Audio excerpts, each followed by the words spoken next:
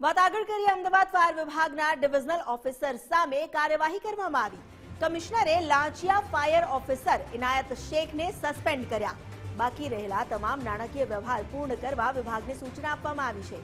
ગઈકાલે 65,000ની લાંચ લેતા એસીબીએ ફાયર ઓફિસરને રંગે હાથ ઝડપી પાડ્યો હતો।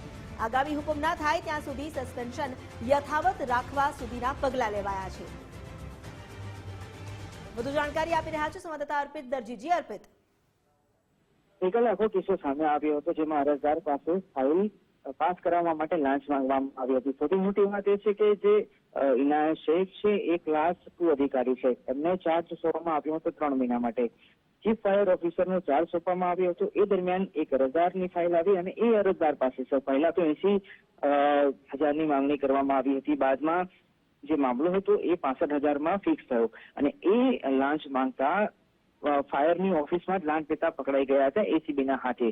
આખો મામલો ધ્યાને આવતા મહાનગરપાલિકા દ્વારા કાર્યવાહી કરવામાં આવી છે અને કમિશનર દ્વારા લેખિતમાં ઓર્ડર કરવામાં આવ્યો છે, જેમાં કોર્પોરેશનની પ્રતિષ્ઠાને નુકસાન થયું છે।